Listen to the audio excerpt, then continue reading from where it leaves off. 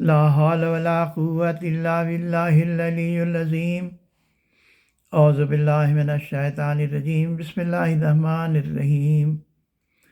الحمد للہ رب العالمین والصلاة والسلام علی سید الانبیاء والمرسلین وآلہ الطیبین الطاہرین المعصومین، اما بعد فقد قال اللہ تبارک و تعالی فی کتابہ المبین وہو اصدق الصادقین۔ بسم اللہ الرحمن الرحیم۔ ان اللہ یحب الذین یقاتلون فی سبیلہ صفا کانہم بنیان مرصوص۔ اللہم صلی علی محمد وعلی محمد۔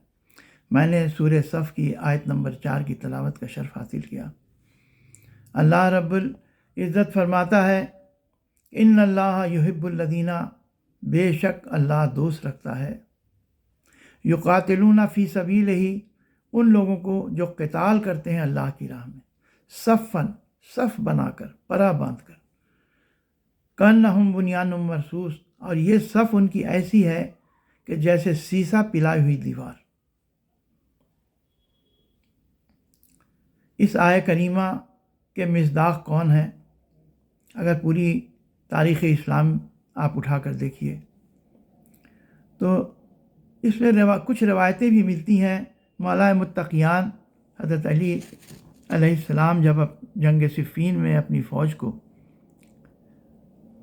آمادہ کر رہے تھے جنگ کے لیے، تو انہوں نے کہا کہ دیکھو اللہ تعالیٰ سورہ صف میں فرماتا ہے، اور اس کے بعد انہوں نے اس آیہ کریمہ کی تلاوت کی، کہا کہ اللہ تعالیٰ نے تمہاری رہنمائی کی ہے اس فریضے کی طرف، اس لیے اب تم اپنی صفوں کو مستحکم کر لو، ایسا استحکام کہ جیسے سیسا پلائی ہوئی دیواریں۔ جو لوگ زرہ میں ہیں وہ لوگ آگے کی صف میں رہیں گے، جن کے پاس زرہیں نہیں ہیں وہ پیچھے کی صفوں میں رہیں گے۔ اور دیکھو تم دشمنوں کی آنکھوں میں آنکھیں ڈال کر دشمنوں کے آخری سپاہی تک، آخری صف تک نظر رکھنا، باتیں کم کرنا تمہارے وقار کے بھی مطابق ہوگی یہ بات، اور اس سے تمہارے ذہن کو سکون بھی ہوگا۔ آگے کی صف میں تم نیزوں کے پیچ و خم میں رہو تاکہ نیزوں کے وار کو رد کرنے میں تمہیں مدد ملے، دانتوں کو بھینچ لو اور دشمنوں پر تم سختی کے ساتھ نظر رکھو۔ اس طرح کی وہ لوگوں کو ترغیب دے رہے تھے، ہمت دلا رہے تھے۔ دوسری جگہ امام متقیان حضرت علی بن ابی طالب فرماتے ہیں کہ میں نے بہت ساری جنگیں اسلام میں لڑی ہیں، لیکن کبھی ایسا نہیں ہوا کہ میرے قدم پیچھے ہٹے ہوں، اور کبھی ایسا نہیں ہوا کہ کوئی شخص میرے مقابلے میں آیا ہو اور میں نے اس کے خون سے زمین لال نہ کر دی ہو، کوئی بچ کر ہمارے، لیکن میں کسی دشمن کے پیچھے نہیں جاتا ہوں۔ میں جہاں پر رہتا ہوں اس سے نہ میرا قدم پیچھے ہٹتا ہے اور نہ میں کسی کا پیچھا کرتا ہوں۔ اس آیہ کریمہ کے مصداق کون ہو سکتے ہیں؟ اگر تمام آپ اسلامی جنگوں کا مشاہدہ کریں، اس کا مطالعہ کریں، تو دیکھیں گے کہ ایک ذات تو ایسی ملتی ہے کہ جس کے ثبات قدم کی کوئی حد نہیں ہے۔ تمام جنگوں میں، چاہے وہ جنگ احد ہو، جنگ بدر ہو، جنگ حنین ہو، جنگ خیبر ہو، تاریخوں میں درج ہے، تفصیل میں نہیں جانا ہے، لیکن ایک پوری جماعت کہ جو ایسی صف بنا لے، اور صف ویسی ہو کہ جو سیسا پلائی ہوئی دیوار ہو، تو ایسی جماعت اگر ہم کو ملتی ہے تو وہ کربلا والوں میں ملتی ہے۔ کربلا والوں نے 72 آدمیوں نے 30,000 کے لشکر کے مقابلے میں جو ثبات قدم کا مظاہرہ کیا ہے، جو استحکام انہوں نے دکھایا ہے اپنے جنگ میں، کہ ایک شخص بھی اس میں کا اس نے فوج کو پیٹھ نہیں دکھائی ہے۔ تو اگر ہم یہ کہیں کہ یہ لوگ اللہ بے شک ان لوگوں کو دوست رکھتا ہے، اس لیے کہ اللہ تعالیٰ نے کہا ہے کہ میں ایسے لوگوں کو دوست رکھتا ہوں جو اللہ کی راہ میں قتال کرتے ہیں۔ 72 انسان اور 30,000 کی فوج، عام حالات میں شاید ہی کوئی وہاں پر رہ سکے یا کھڑا رہ سکے، لیکن تاریخ میں کہیں نہیں ملتا ہے کہ ایک آدمی بھی پیچھے مڑ کر میدان سے ہٹا ہو۔ اس لیے کہ دوسری آیت کریمہ جو سورہ انفال کی 15 اور 16 نمبر کی آیت ہے، اس میں اللہ رب العزت فرماتا ہے کہ بسم اللہ الرحمن الرحیم، یا ایھا الذین آمنوا، اے ایمان لانے والو، اذا لقیتم الذین کفروا زحفا، جب تم کافروں کے لشکر سے تمہارا مقابلہ ہو، جب تم ملاقات ہو تم سے، ولا تولوہم الادبار، تو دیکھو کبھی پیٹھ مت دکھانا، یعنی جنگ سے کبھی بھاگنا نہیں۔ جب کافر کے لشکروں سے تمہارا سامنا ہو تو کبھی بھاگنا مت۔ وَمَن يُوَلِّهِمْ يَوْمَئِذٍ وَمَن يُوَلِّهِمْ يَوْمَئِذٍ دُبُرَهُ إِلَّا مُتَحَرِّفًا لِقِتَالٍ أَوْ مُتَحَيِّزًا إِلَىٰ فِئَةٍ فَقَدْ بَاءَ بِغَضَبٍ وَمَأْوَاهُ جَہَنَّمُ وَبِئْسَ الْمَصِيرُ، اور جو آدمی پیٹھ دکھائے گا، پشت دکھائے گا، تو اللہ تعالیٰ کا سوائے اس میں 2 استثنائی ایکسیپشن ہے کہ ولا متحرفا لقتال، یعنی قتال میں اگر وہ جنگی حکمت عملی کے وجہ سے اپنی پوزیشن بدل لے قتال کرنے کے لیے، یا وہ پیچھے ہٹ کر ایک دوسرے گروہ میں شامل ہو تاکہ دوبارہ حملہ کر سکے، تو اس میں پیچھے ہٹ سکتا ہے، لیکن میدان جنگ سے فرار ہونا یہ اسلام کو کبھی قبول نہیں ہے، اور اللہ تعالیٰ کا ایسے لوگوں پر غضب بھی ہے، ان کے لیے جہنم ہے، اور یہ بہت ہی برا ٹھکانہ ہے۔ لیکن یہ اسلام کا المیہ رہا ہے کہ کون لوگ جنگ سے فرار ہوئے ہیں، چاہے وہ جنگ احد ہو، چاہے جنگ حنین ہو، اور کن لوگوں نے ثبات قدم کا مظاہرہ کیا ہے، یہ دونوں تاریخ میں درج ہیں، مجھے تفصیل میں نہیں جانا ہے۔ لیکن المیہ یہ اسلام کا ہے کہ وہ لوگ جو جنگ سے ہمیشہ فرار کرتے رہے، ان لوگوں نے رسول اللہ کی نیابت اور ان کی منصب خلافت کا دعویٰ کیا، اور ان کے بعد وہی ان جانشینی کا جو منصب تھا اس پر وہ قابض ہوئے۔ ایسا کیوں ہوا؟ اس کی وجہ کیا ہوئی؟ اس کی وجہ اگر تاریخ میں تفصیل سے پڑھا جائے تو یہ بات بہت ہی واضح ہے۔ آج کا دن 28 رجب کا ہے۔ ایسے تو کربلا کا ثانیہ، اس کا جو بنیاد ہے وہ بنیاد تو سقیفہ میں ہی رکھی گئی تھی، لیکن آج سے اس کی عملی تفسیر شروع ہوتی ہے 28 رجب سے، جب امام مظلوم کو مجبور کیا جاتا ہے بیعت کے لیے، اور ان کو مدینہ جو ان کا اپنا وطن تھا، ان کو مدینہ اپنے مادر گرامی کی قبر مطہر، اپنے نانا رسول خدا کی قبر مطہر کو چھوڑ کر کے ان کو جانا پڑتا ہے مکہ کے، اور مکہ کے بعد کوفہ اور کربلا آپ جانتے ہیں۔ تو کیا کیفیت امام حسین علیہ السلام کی تھی آج کے دن کہ جب وہ نکل رہے تھے تو وہی آیت کریمہ جو جناب موسیٰ علیہ السلام جب مصر سے نکل کے میدان کی طرف جا رہے تھے تو جس آیت کریمہ کی تلاوت کر رہے تھے کہ بسم اللہ الرحمن الرحیم فخرج منہا خائفا یترقب قال رب نجنی من القوم الظالمین، کہ جب وہاں سے جا رہے تھے تو کہہ رہے تھے کہ وہ خوفزدہ حالت میں تھے، اور کہتے جا رہے تھے کہ پالنے والے مجھے اس ظالم قوم سے نجات دے دے۔ تمام مکاتب فکر اس بات پر متفق ہیں کہ سبھی لوگ جانتے تھے کہ رسول خدا کی یہ حدیث متواتر ہے کہ میرا فرزند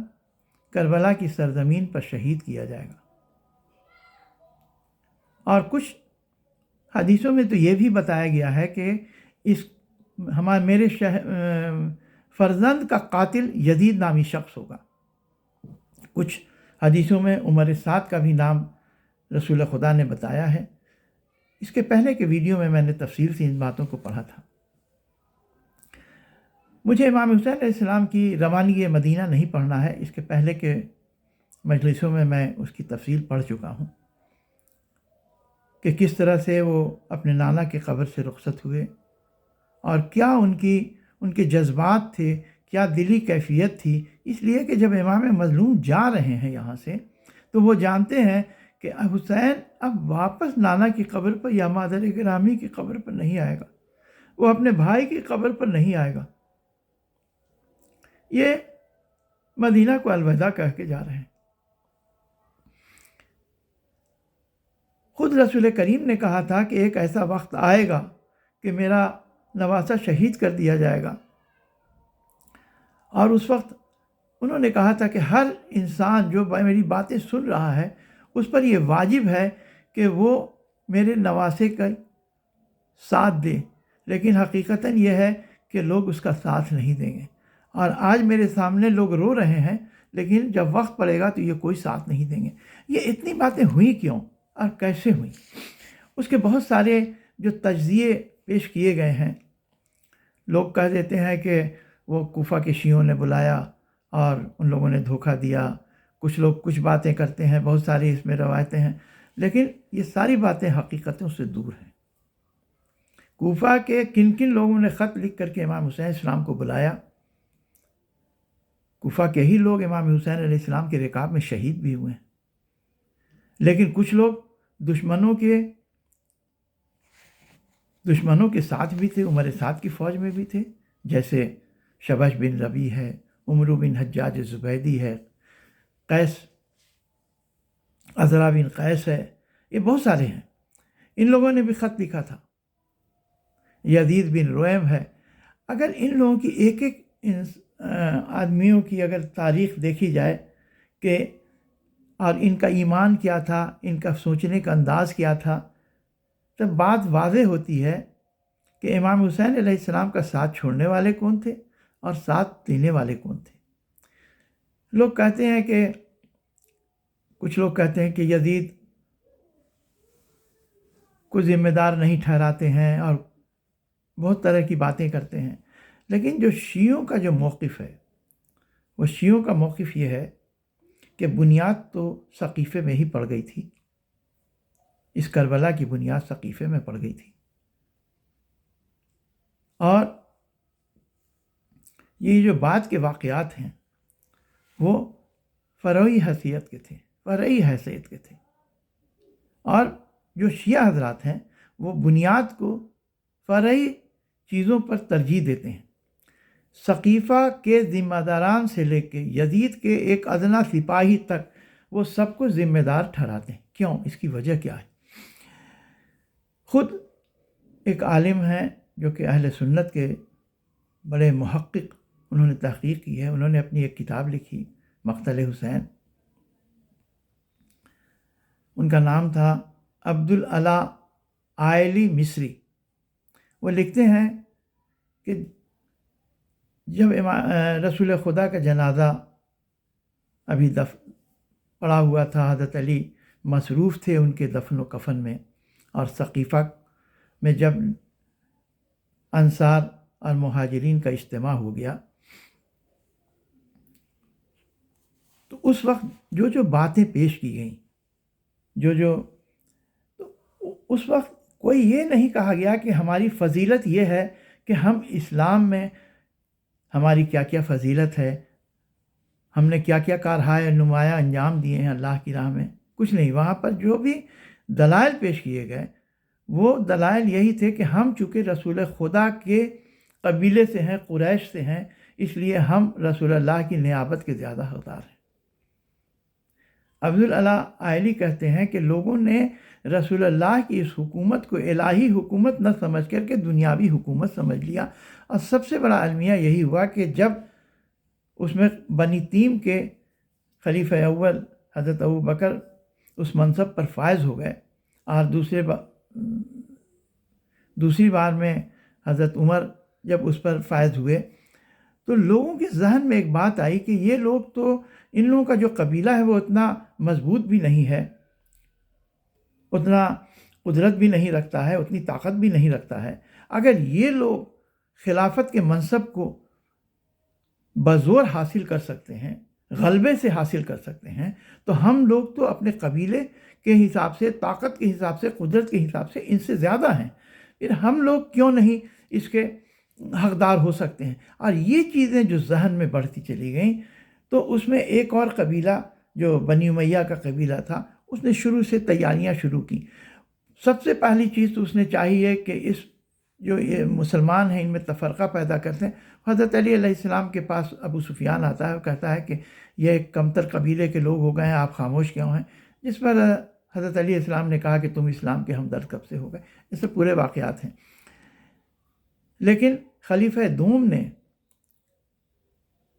یہ جو بنی امیہ کا جو قبیلہ تھا اور ابو سفیان جس کا قائد تھا، اس کو انہوں نے اپنی طرف اس لیے کیا تاکہ بنی ہاشم سے وہ کل ہو کر کے اگر ایسا کوئی بات ہوتی ہے تو بنی ہاشم سے مقابلہ کر سکے۔ نتیجتاً ان لوگوں نے پوری شام کی حکومت، جیسے ہی شام فتح ہوا، ان لوگوں نے یزید بن ابو سفیان اور بعد میں اس کے بھائی معاویہ بن ابی سفیان کو وہ حوالے کر دیا۔ معاشی طور پر شام کا علاقہ اکنومیکلی بہت ہی زیادہ وائبل تھا، اور بہت زیادہ وہاں دولت اور وہاں کا جو بیت المال تھا وہ بھرا رہتا تھا۔ نتیجہ ہے کہ بیت المال کے سارے پیسوں کا ان لوگوں نے جو استعمال کیا وہ اپنے حکومت کے استحکام کے لیے استعمال کیا۔ عبداللہ آئلی کہتے ہیں کہ دوسری بات جو یہ ہوئی کہ جو لوگ منصب خلافت پر آئے ان لوگوں نے اہل بیت پر بہت زیادہ ظلم کیا اور ان کے ساتھ ناانصافی کی۔ ان کا جو حق تھا اس حق کو ان لوگوں نے غصب کیا۔ اگر کچھ حقائق ہم پیش کریں اس میں تو یہ بہت ہی ایک تفصیلی موضوع ہے، لیکن جب حضرت علی علیہ السلام چوتھے خلیفہ ہوئے، حضرت عثمان کو جب لوگوں نے قتل کر دیا مدینے میں، جب باغی مدینے کو محاصرہ کر کے ان کو قتل کر دیا اور حضرت علی علیہ السلام خلیفہ ہو گئے، تو معاویہ نے جو شام کے علاقے میں اس نے اب تک کافی قوت اور قدرت حاصل کر لی تھی، اس نے بیعت سے انکار کیا۔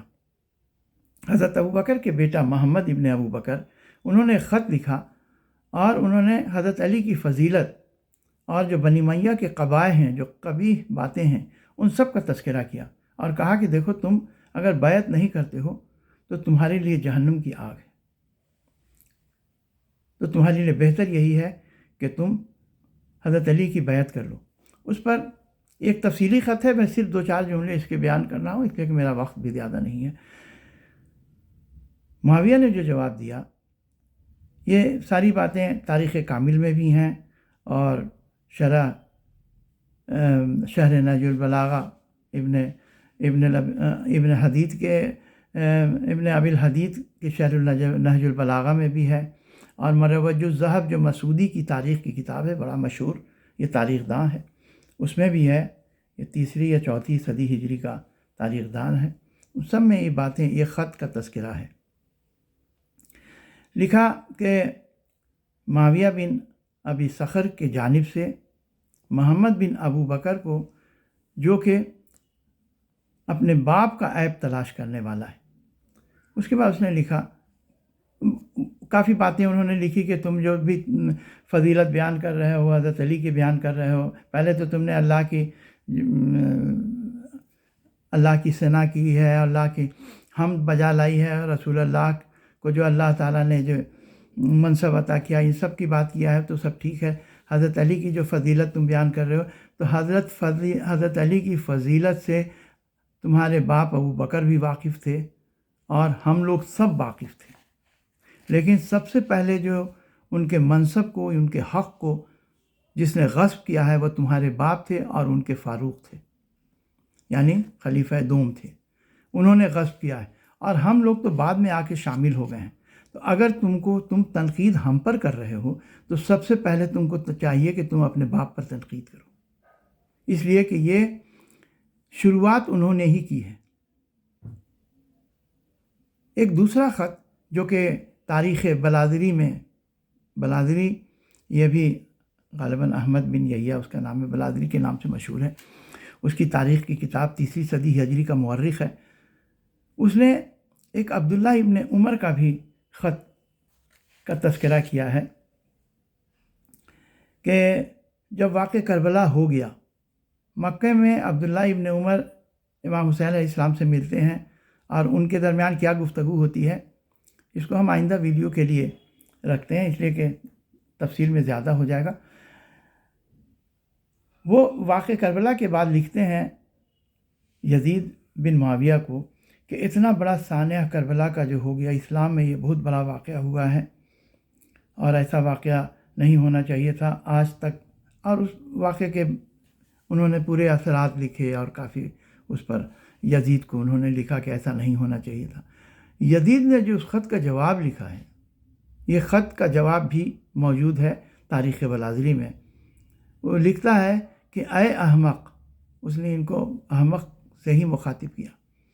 اور تم جس بات کو کہہ رہے ہو، فضیلت کی بات حضرت علی کے، تو ان کی فضیلت سے کون نہیں واقف تھا، لیکن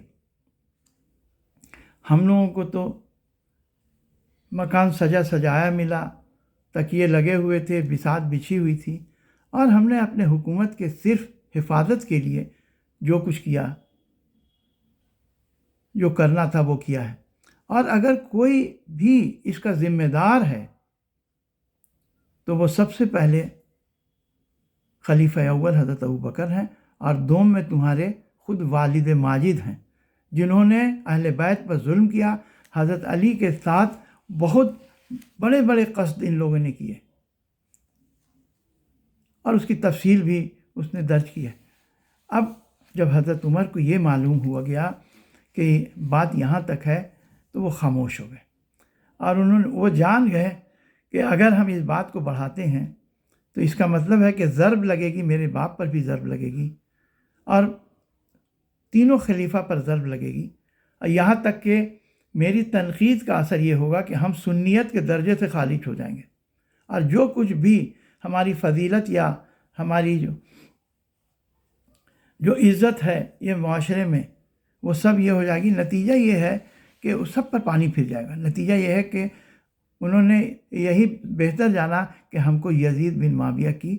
مطابقت ہی کرنی چاہیے، اور جا کر کے مدینے میں انہوں نے اس کی بیعت کر لی، وہاں سے خط لکھا اور انہوں نے بیعت کر لی۔ یہاں تک کہ جب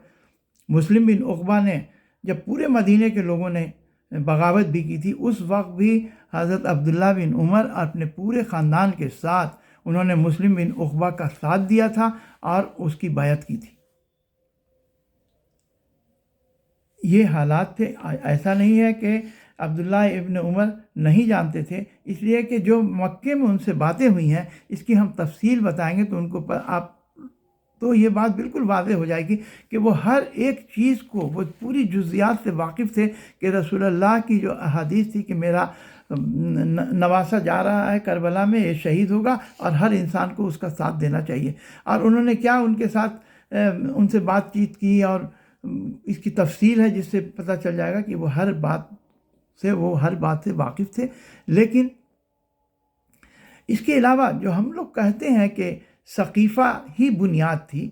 تو سقیفہ بنیاد تھی اس لیے کہ اگر سقیفہ میں یہ ظلم، اہل بیت پر ظلم اور استبداد نہیں ہوا تھا تو معاویہ اور یزید کو کبھی اتنی طاقت نہیں مل سکتی تھی کہ واقعہ کربلا ہوتا اور امام حسین اس طرح سے شہید کیے جاتے۔ اس کی تفصیل انشاءاللہ،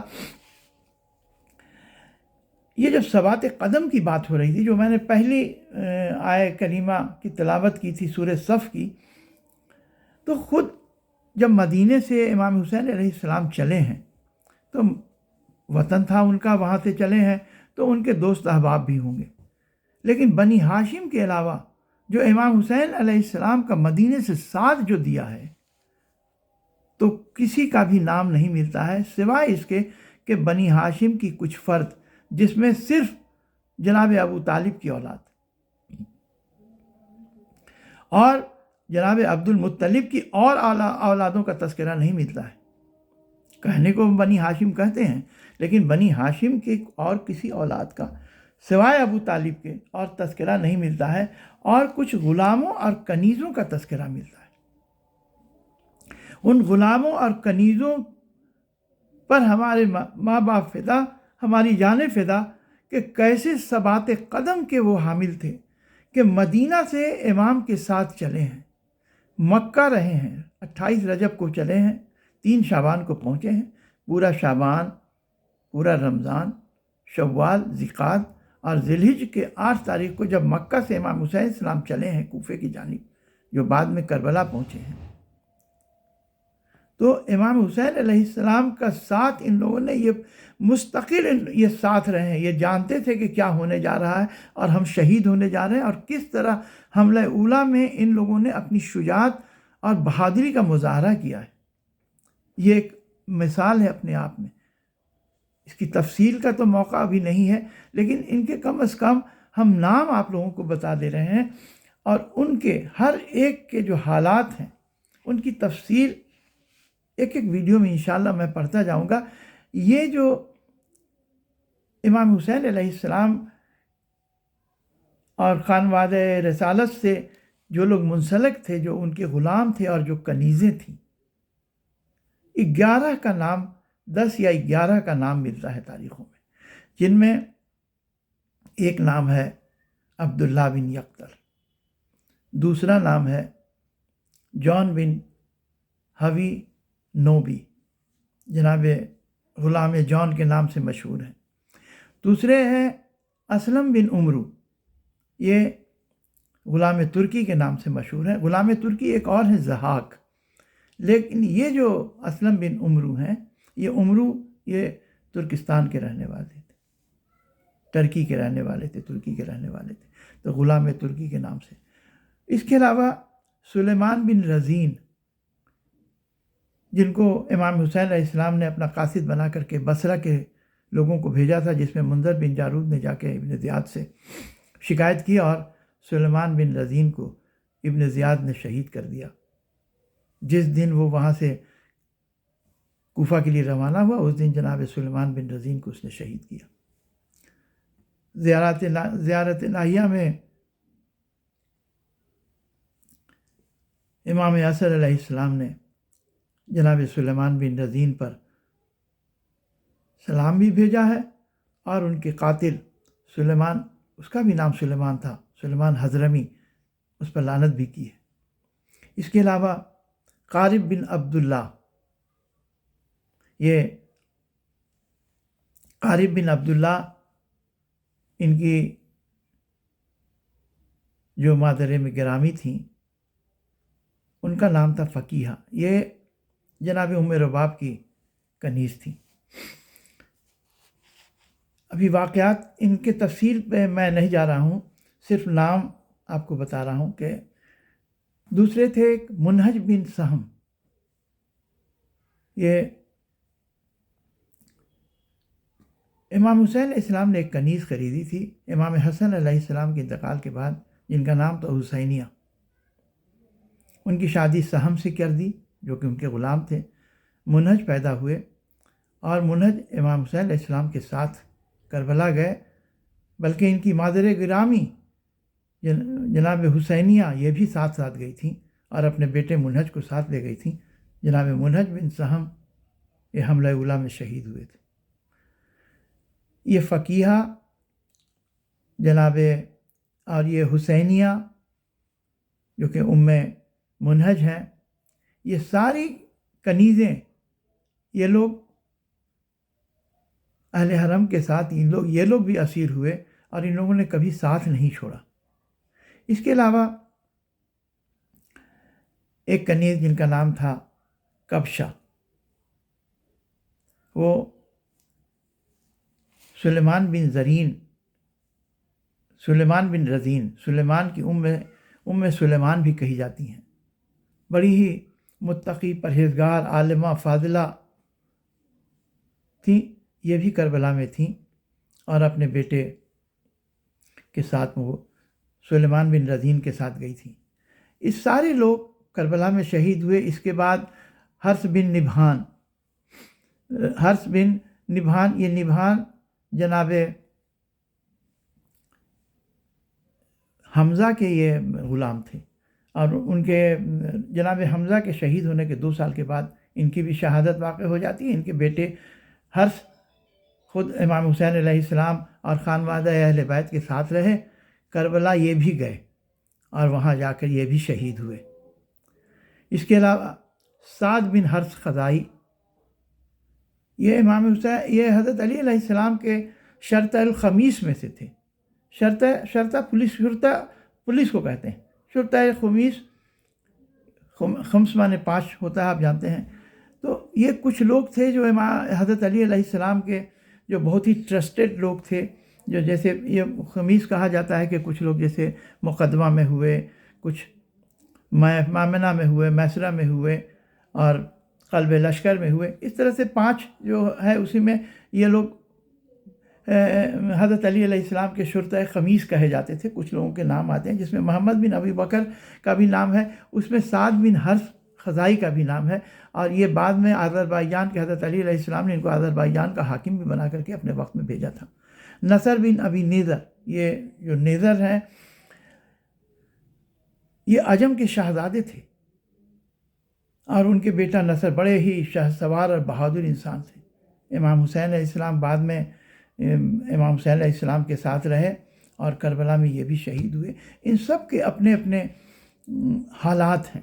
الگ الگ ان لوگوں کے حالات ہیں۔ جیسے قارب بن عبداللہ دوئلی،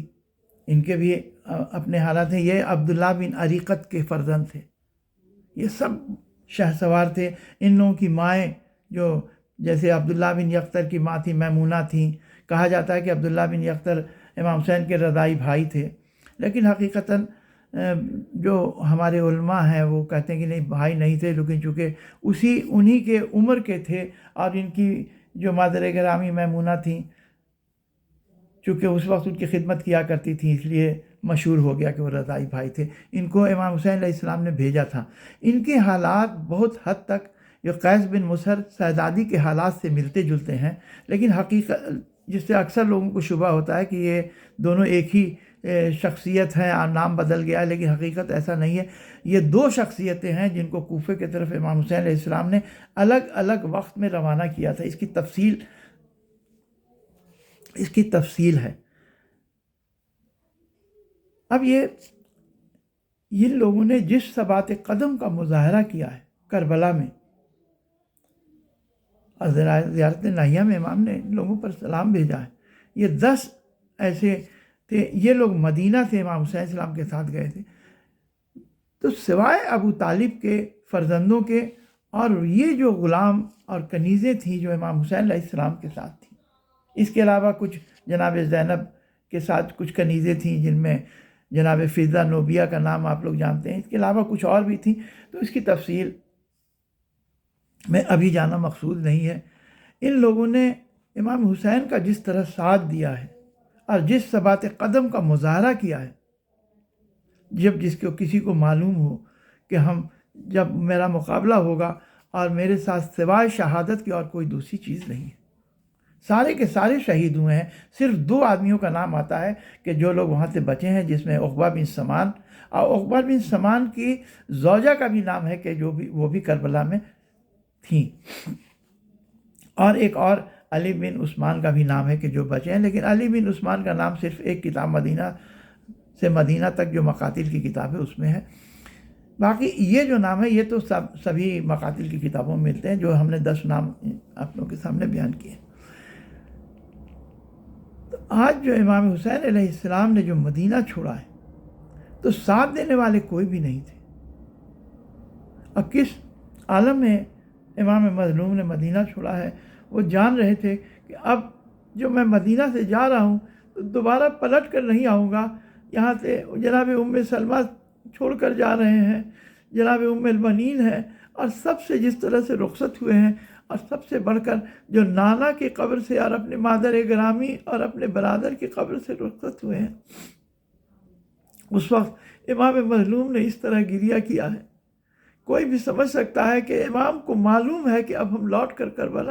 کربلا سے واپس نہیں آئیں گے، میرے بچے وہاں شہید کیے جائیں گے،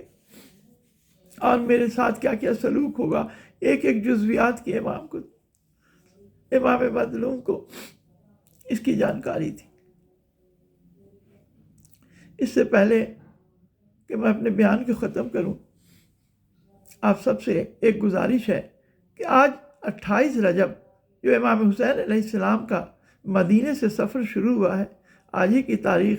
میری نانی اماں مرحوم ام سلمہ بنت رضا حسین مرحوم کے انتقال کی تاریخ بھی ہے۔ آج بھی اس دنیا سے، اس دار فانی سے ان کا انتقال ہے۔ جو لوگ میرے ویڈیو کو سنیں ان سے گزارش ہے کہ ایک بار سورہ الحمد اور 3 بار سورہ قل اللہ پڑھ کر میری نانی اماں ام سلمہ مرحومہ بنت سید رضا حسین مرحوم کے روح کو اس کا ایصال کر دیں۔ انا للہ و انا الیہ راجعون، رضا بقضائہ و تسلیما لامرہ۔